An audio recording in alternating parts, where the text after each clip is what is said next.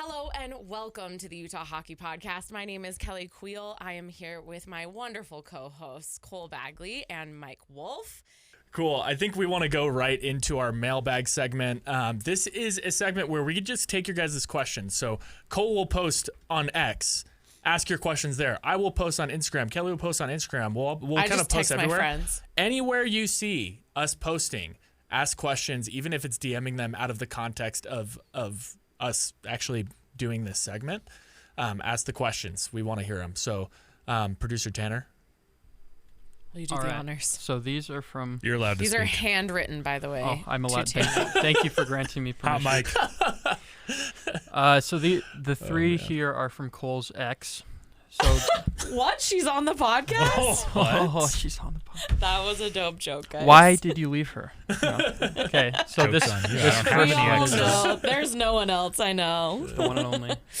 This first one is: do you think Utah makes a splash in free agency? And just adding on to this one, especially after Tyson was talking about how the rebuild is over, how the playoffs next year are very much on the table. Could you guys see Utah going after a big name to bump those chances? I mean, just looking at how much money Utah has to spend, we are getting these players to start with who, especially having a fourth-round draft pick, we're getting quote-unquote cheap players. Yeah. We have money to spend. We still have to secure a Cooley deal. We're assuming that's going to come through this summer. But I'm assuming we are shopping for someone, just like we just spoke about with Tyson, someone who can bring more of that body pressure, someone who can be more of a pest.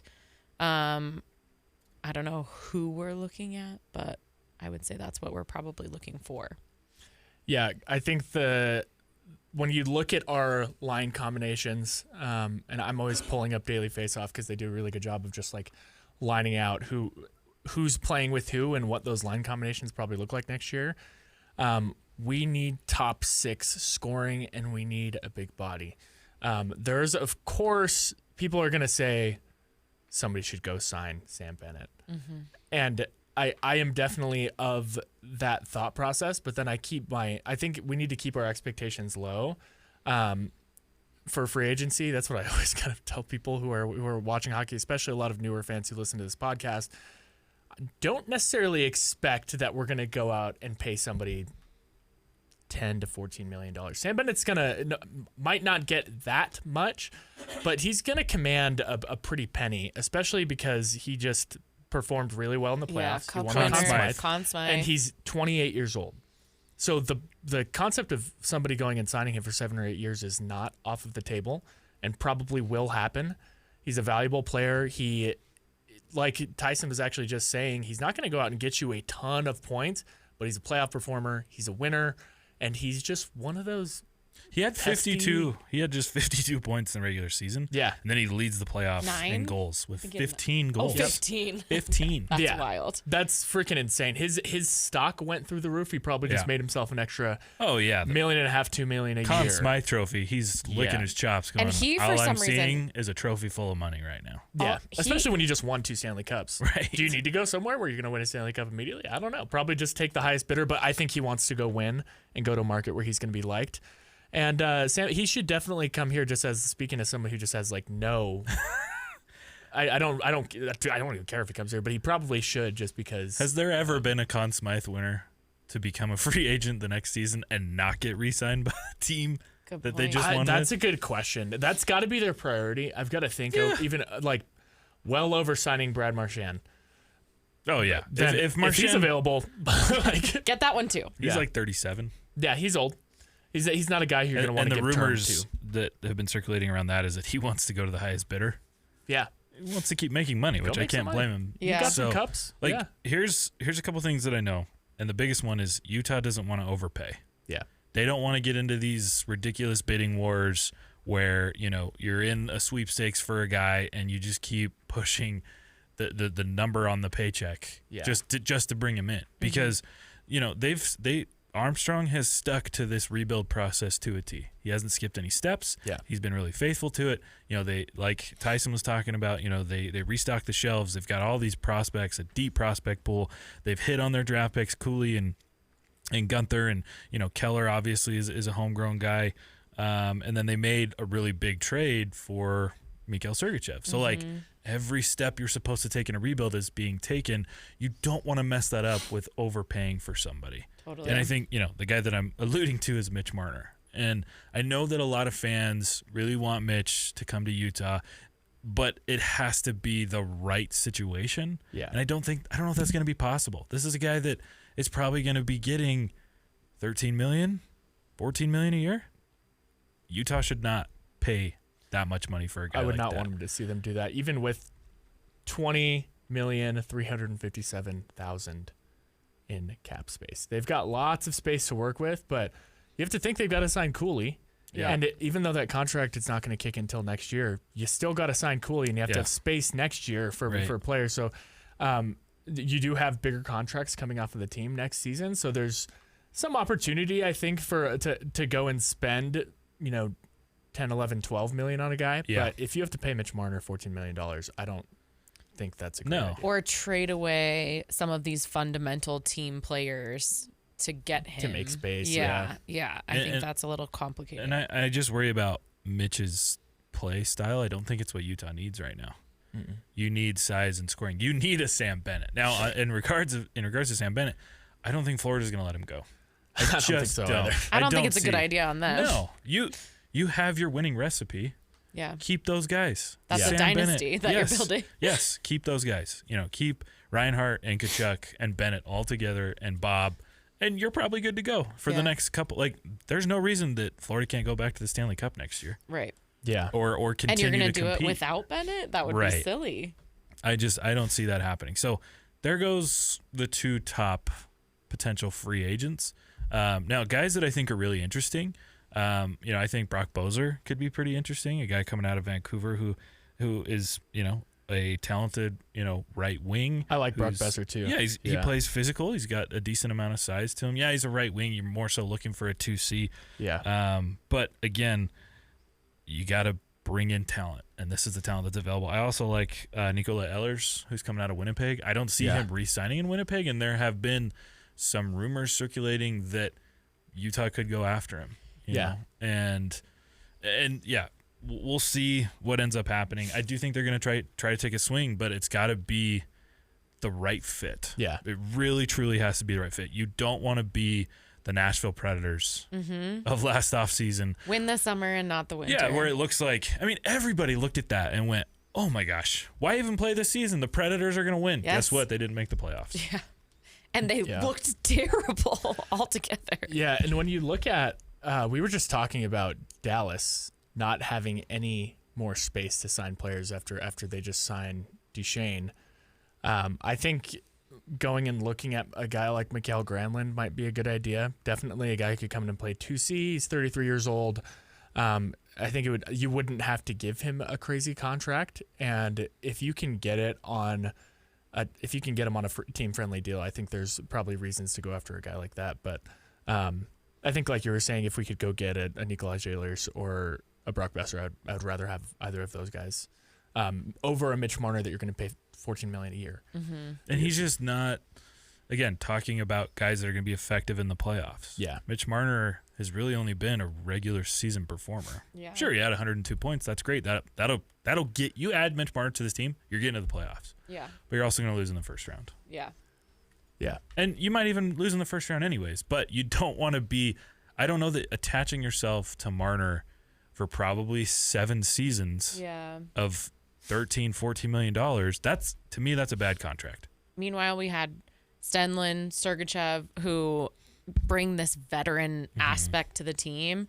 I think that's really what we should be going after. We should be looking at these people who have been successful and can garner that knowledge to our players. Now, I do think Marner's worth a conversation if him and his party will meet with the Mammoth and talk. And I think they will. Yeah, you take that 10 out of 10 times just to see what he wants. And again, to start to establish yourself as a market that people want to talk to. I think Ryan Smith has an ability to connect with players in a way that a lot of players don't a lot of owners aren't really able to do. He's younger. He definitely is creating a really cool environment here in Utah. Mitch Marner could come here and be the guy, Right. with a I guess a co-guy with Clayton Keller, but I just don't really know if it's necessary, or if it's the way that a smart GM is going to go out and spend $14 million. Right. So I wouldn't look to those two guys. I know Yeah. I know there's a big party that wants Marner. I know there's a big party that wants Bennett. I don't know that either of those situations are going to be possible. Yeah. And guess what? So does every team with cap is like, those are the two guys that we want. Oh, the Conn Smythe winner? I want him. Yeah. Right. Yeah. Nice take. Right. But So I think looking at guys who might be that, like, who are great players in this league who aren't those guys, I think I agree with you, Cole. I think that's a good stance for most fans, and because Bill Armstrong's obviously listening, as Kelly's probably going to point out. yeah, I anticipate they're going to try to take a swing. I just don't know that it will involve either of those two guys. Yeah, and if they don't be pressed about them not taking a Exactly. swing. Yeah. It's fine. Yeah. Like, they were only 8 points back from making the playoffs with the group they have, and they're already getting better because they signed some of their prospects, Dmitry Simashev and Daniil Boot, right? And they're going to get the 4th overall pick. Yeah. Like, this roster doesn't necessarily need to take a swing now because they're going to continue to have money. They're going to have some guys coming off contracts next season. Yeah. And there's going to be opportunities to do that every single year. So if they don't do anything, don't be like, oh my gosh, Yeah. they didn't get anybody. You also have to think, you don't have to go out and buy a player who's going to score you 100 points when You Clayton can win Keller one. might do that this year. Yeah. Right. He just scored 90 with a line combinations that included Gunther and So Cooley many and different Hayton, combinations. bunch of different combinations. Imagine an 85 point scoring Logan Cooley. I think he's now going paired to. now paired up. And Gunther, I think, with- might break 70. Agreed. Imagine those three on a line together. I think you already have a player who's gonna take you to the playoffs in Clayton Keller. He's proved his leadership ability, and I think something cool that Tyson brought up is that you don't. It's impossible to get that taste of winning out of your mouth, and it's going to be nagging at Clayton Keller Yes. to not be available for the They're IHF hungry World for it. Championships. Yeah, they're hungry for next it. year. When I think Cooley's going to be a point per game type guy this season. Agreed. He almost was last season. Right. I can't wait Yeah. to see Josh Stone in a Mammoth uniform for a full season. Oh, all yeah. 82 games. Mm-hmm. How does that impact Kraus? Can Kraus get back to where he was 2 years ago? Yeah. Yeah. Can he produce It did seem to pump him up 40, just to have 50 that. Yeah. points? Yeah. That would. There's your difference. Mm-hmm. That's getting. If you get a point per game from Cooley, if you get 40 points from Josh Stone, if you can get 40, 50 from Lawson Kraus, there's the difference that gets you over that hump Yeah. and gets you that 4 or 5 more wins that you needed to get in. Yeah. And with some more depth on defense too. Right.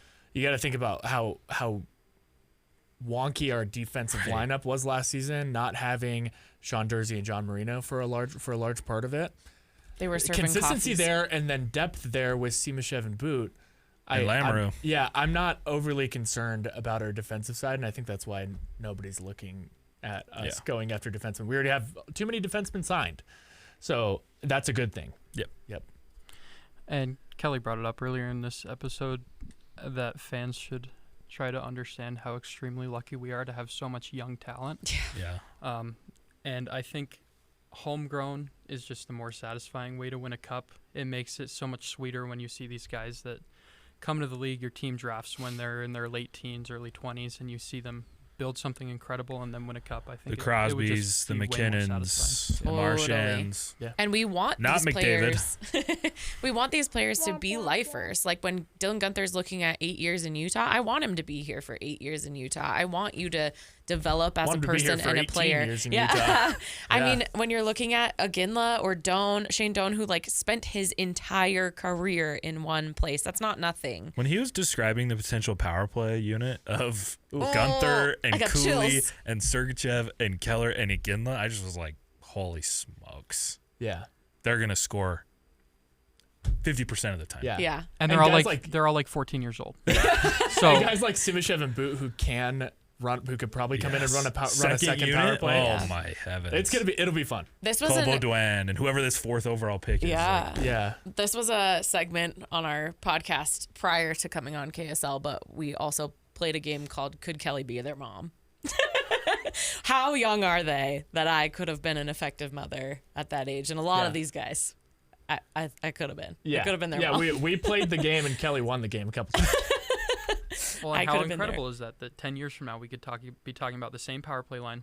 When Tyson was talking about 2002 Olympics, like I'm looking at 2034 in Utah, like what a dynamite organization we'll have, what a dynamite USA team we're going to build. All of these little babies. Give me an outdoor game during those Olympics at Rice Eccles. Dude.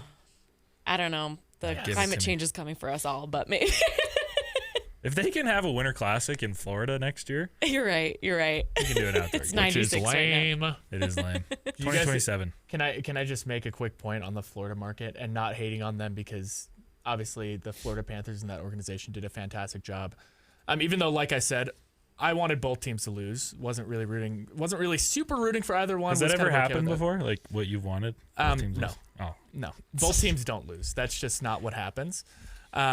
But did you guys see the TV ratings from South Florida for that game? No. The game 6? Yeah, for No. the Game 6 cup clinching game. No. They were not good. Well, nationwide People- it was 2.5 million. Yeah, people in South Florida did not care. Well, More they don't people let- tune into a regular season Dolphins game. More people tune into a early playoffs. Well, did you Heat see their game. parade? Those people this- don't live this there. morning? Those people don't live there, though. Brutal. Yeah, it's Really? true. Brutal. I think those people all go back to Canada. They're called snowbirds for Oh, a okay, the reason. snowbirds. They're not there. They're I I watching do the game. think Tampa has a pretty good following, though. They do. Tampa Tampa has gets more better residents. ratings. Yeah. And Tampa has, I don't know, something about Miami. I do think that people don't live there the whole year. That's fair. I think that people move. Also, my favorite team name is very close to there, which is the Florida Everblades. It's a pretty cool one. That's a dope name. Yeah. I love that so much. All right, Okay, back to the next mailbag. one. It was long-winded for the mailbag. All right, we talked a little bit with Tyson about Veggie and his performance coming down the stretch, playing all those games in a row. Ashley asks, are there any unrestricted free agent goalies that you think the Mammoth should target? I actually didn't. I saw Ashley's question earlier, and I actually don't know who are goalie free agents. But just like Tyson was just saying, we don't want somebody sitting behind Veggie who is so good that they're waiting on Veggie to fail, right? Like that was Tyson's point. You don't want to have two elite goalies who have to switch constantly. You want your guy to be the guy. In that sense, we might And be know that better he's the guy. and know that he's the guy. We might be better off not necessarily. We need a goalie for sure. We need a backup goalie. Like there's no question that we need that. It just means who is the right formula of person where Veggie can perform at the level that he performed at this year and still maintain that we have goaltending on lock. Yeah, I think something to point out is Michael Rabel is going to be here pretty soon. One of the prospects. He's going back to UMass, and then he is expected to sign with the Mammoth next year. Now, I don't know what that looks like. I don't know if that means some time in Tucson. I really goalie timelines are just so different. It takes It's a hard to lot know. longer. It's generally not 2-3 years. It's like 4 or 5 because it's just harder. Yeah. It's the jump is so much harder, and it's your assignment and role is so different. Yeah. Like there's so many more forwards, there's so many more defensemen. There's one goalie Yeah. that yeah. plays the whole game. Yeah. So, we'll see. And I think that will impact what they potentially do. We'll also see what happens with Connor Ingram. Yeah. Now, there's obviously been some reports that he's doing better. He's playing in a men's league. So, if he's ready to go, how does that impact this? But, if you're looking for names to potentially, just kind of look at, this free agent goalie market is real thin. Mm-hmm. It's not good. There's really nobody out there that's very good. I think the best is Jake Allen, the New Jersey Devils. Yeah. But he's 34. He had a good Gross. He played in 31 games. He had 13 wins, 4 shutouts, 2.6 goals against, and his save percentage was .908. That's solid. If you were gonna go and get one of the free agents to be your backup, that's a good backup. Yeah. Like sign him to a 2-year deal or something like that. Like I think that would make a lot of sense. Yeah, or going and getting a guy like Alex Lyon, who's spent some time in Detroit, spent some time on the Florida Panthers right before they won that first cup. He's a great locker room guy and can come in and get you wins too. Like not necessarily a guy whose stats are going to show up as well as you want them to, especially having to play with defensemen like Justin Hull and Jeff Petrie, hanging him out to dry every other day in Detroit. But I think he would be probably a good guy to go after. Or a guy like Ville Husso, who was traded to the Ducks last year, played well with the Ducks and plays well when he has a defense in front of him, like we do now in Utah. Like we've got a solid defensive core that you don't necessarily need to bring in you don't need to have two top tier goalies. You can have a 1A and a 1B, or even a guy that might be classified as a 1C. Just those fringe starters that can come in and just get you a win every once in a while to give Veggie a rest. I think you want to look for guys that are around, 900 save percentage. Yes. Right. You start to dip into the 8s. Those guys aren't going to win you a lot of games. Yeah. And you don't want to not trust, right? It's like a sweet balance of Veggie can step out and still feel good that he's being replaced in a positive way, whatever that looks like. Give me 50 games of Veggie and 30 for whoever the backup is. Yeah. 25, 30 for whoever the backup is. We have to recognize that Karel Vejmelka didn't start this year being a first-string goalie. And he ended up being kind of this hero of the season. We still have Connor Ingram with kind of a big question mark. Yeah. Like, does he now fall into the second position, even though he was slated as first for this sure. year? Like, no, for sure. Veggie's the guy. It's tricky kind of politics. I don't know if that's the right word, but even if Ingram's back, Veggie's the guy. Yeah. They paid him a bag. He's a fan favorite. He was phenomenal. This is his best year, both from a goals against and a save percentage. But speaking of Ducks, if you want to get a little... If you want to get, Puddles again? No. Are you bringing up Puddles again? No, Anaheim Ducks. If you want to look at a guy that I think is eligible for an offer sheet. Oh, yep. Lucas Dostal, another guy from Czechia. Mm-hmm. And I know that Ashley, who asked the question, loves her Czechia goalies. They play together too. Yeah. That would actually in the IHF. I like that. That might be a good one. He was good for Anaheim. He played in 54 games. He did only have 23 wins, but it's the Ducks we're talking about here. Once again, bad defense. 3.1 goals against, which I don't love, but his save percentage was .903. Yep. Yeah. That's a guy that you could have be your backup. When you're getting peppered, letting in a couple goals looks a little bit less. You have to take goalies in context. That's what I was just gonna say. Five people have to fail for your goalie to even get one down there. So you got to be looking at that too. And I think he's only 24. All right. We decided. I really think this summer could be pretty big for offer sheets. Yeah. They might come back in a pretty big way this offseason. They also have draft capital to give up with an offer sheet, because with you can correct me if I'm wrong, but because I don't feel like I fully understand the offer sheet thing, but I do. But you have to offer things back. Yes, you have to offer things back. Yeah. If you're going to offer sheet somebody, it's not like the league just gives them the supplemental, like, oh, here, we'll just give you a free first round pick. No, the team who's offer sheeting has to give up those picks in exchange for signing that player. Right.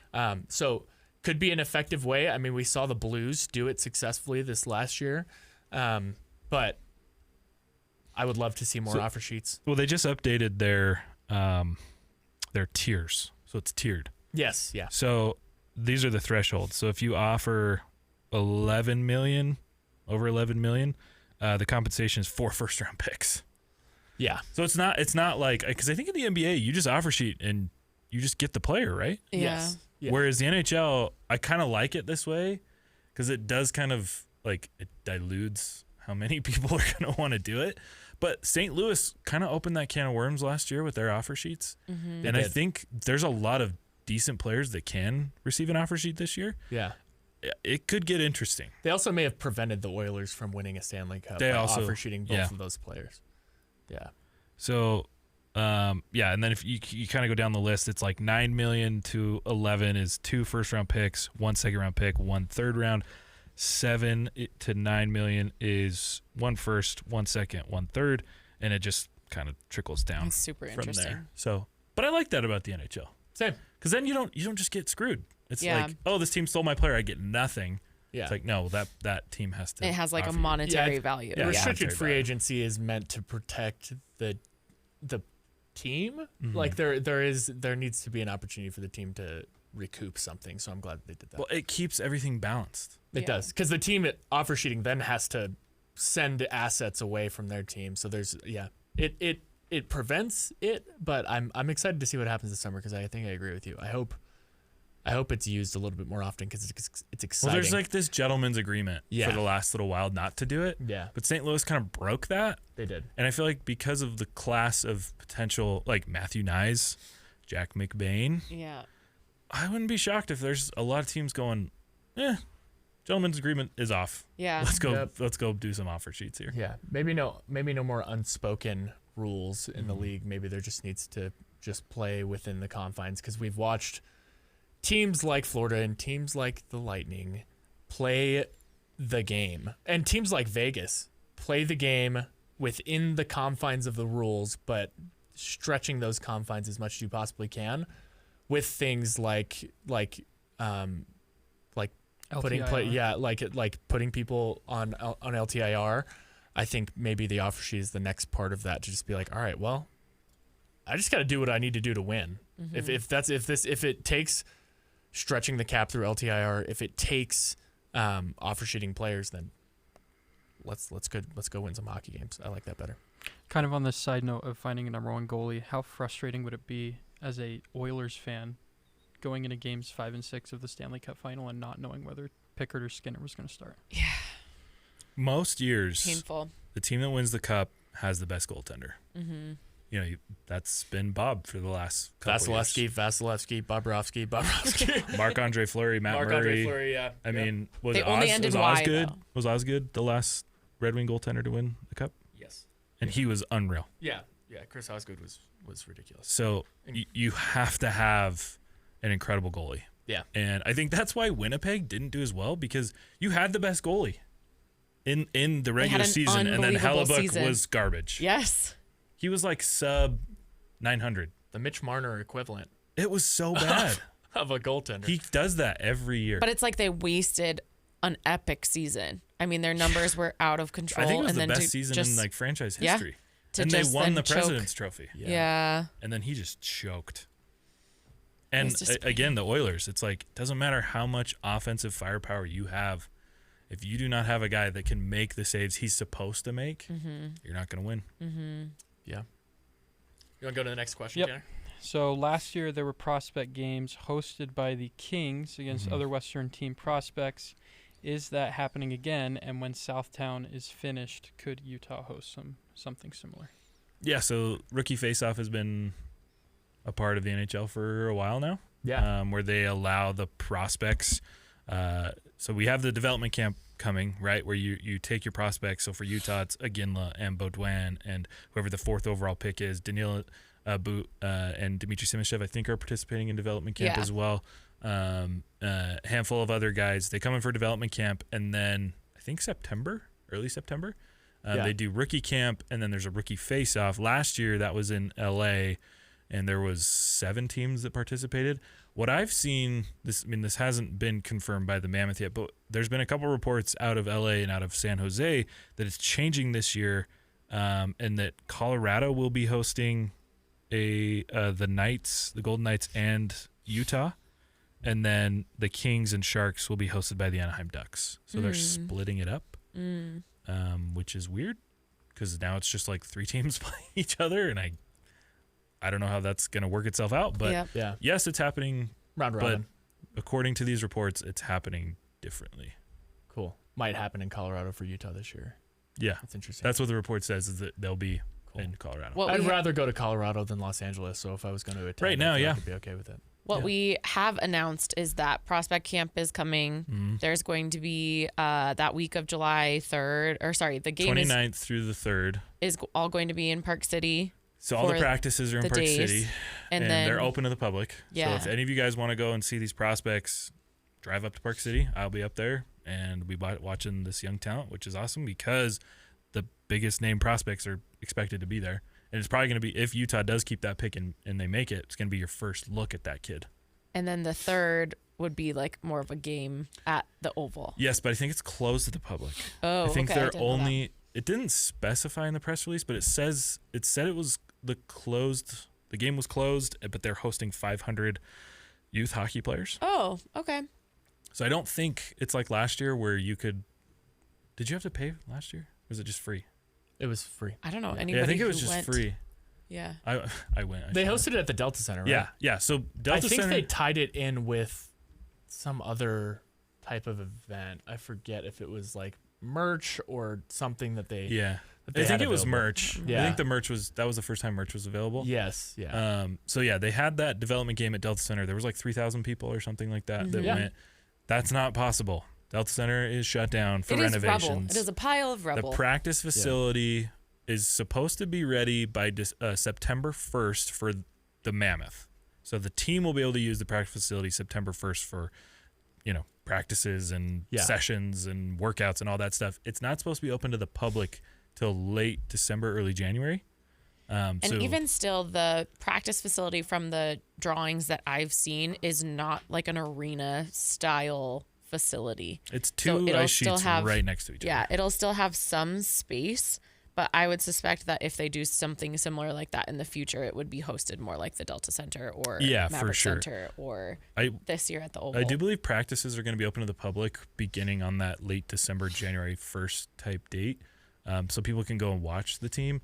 But this is not like tons and tons of space. Yeah, like it doesn't look like it. No, but if they do development games in the future, once Delta Center's done, I would imagine that they just put them there.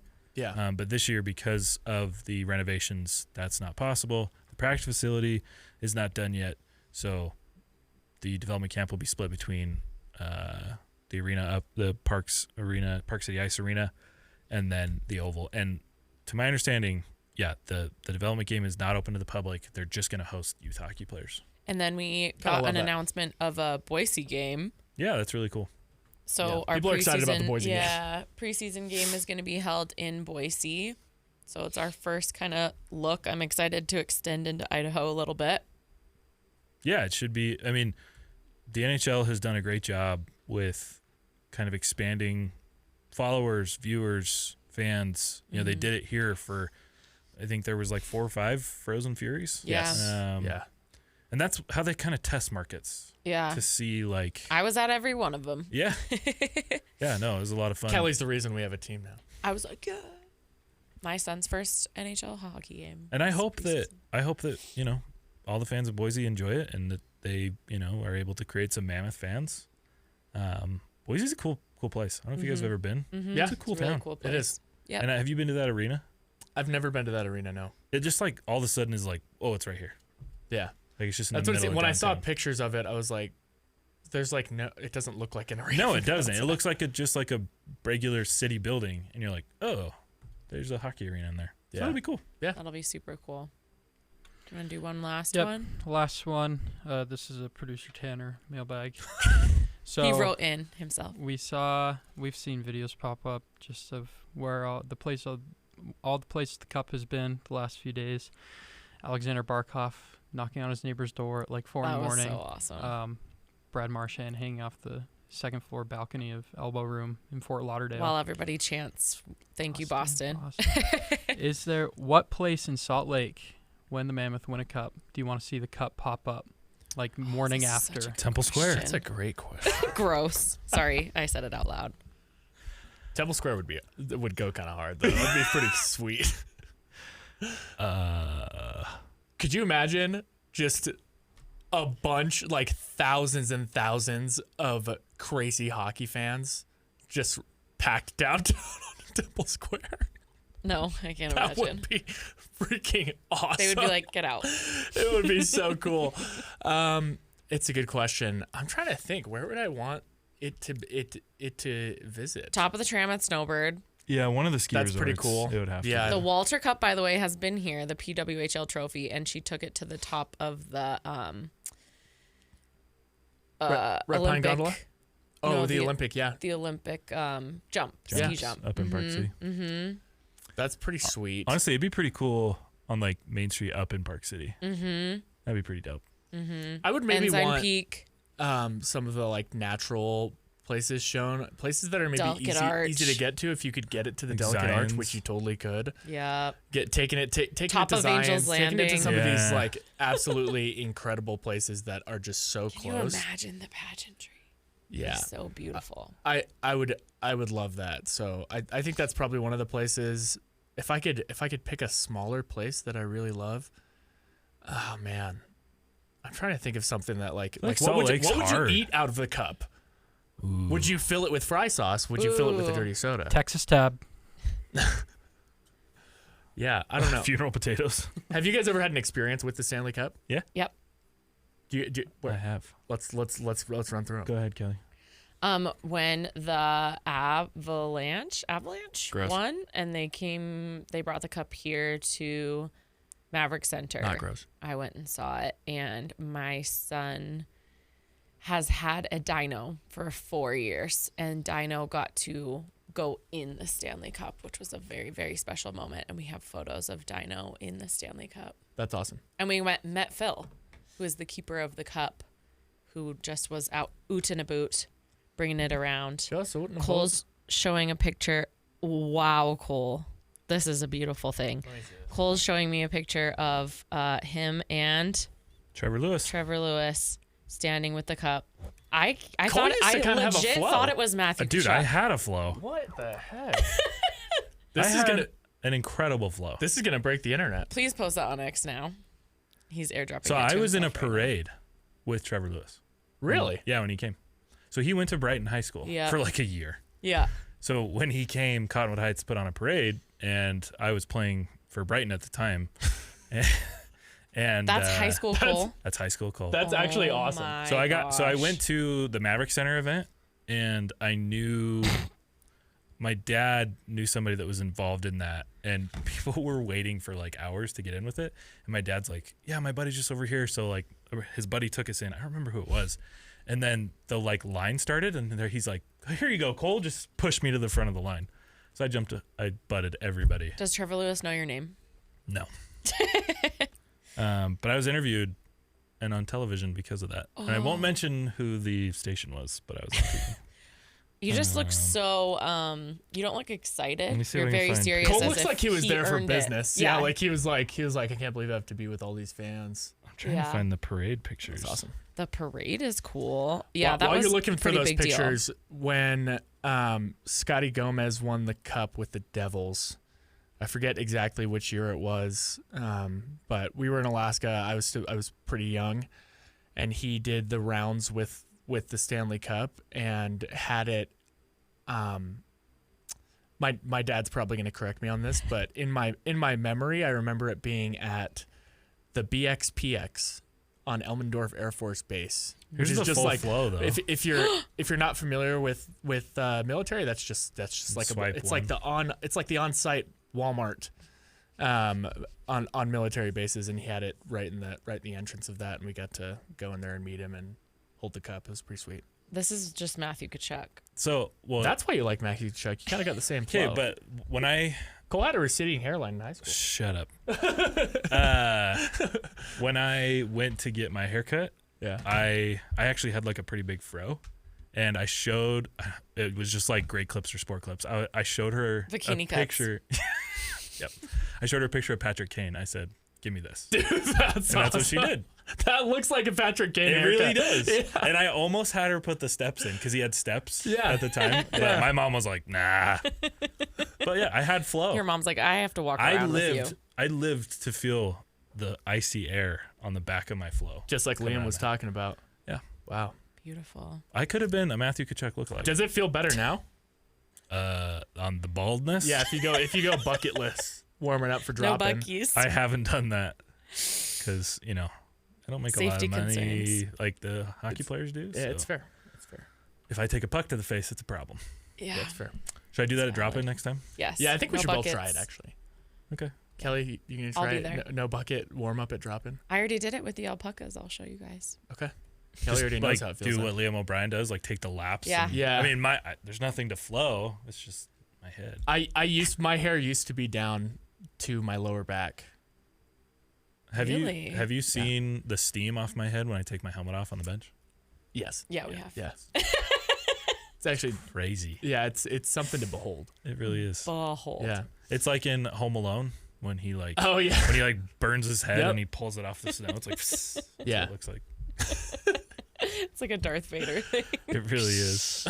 Well, thank you guys so much for listening in to this episode of the Utah Hockey Podcast.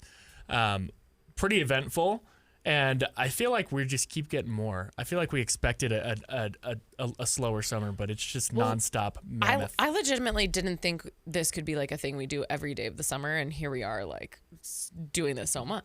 We've been pumping it out. We've been at it, so we hope It's you guys been are fun. enjoying it because we really, really love bringing you this podcast. We love bringing you content. We love talking about the team. We love being involved. We love meeting you. So thank you so much for allowing us to do this and for listening in. But please continue to tune in because we've got even cooler guests on the way. Not even cooler. We've got other guests on the gonna way that are continue. equally as cool. So thank you so much for coming, and we will see you next week. Kelly, you're supposed to say love you. Oh, sorry. Love you.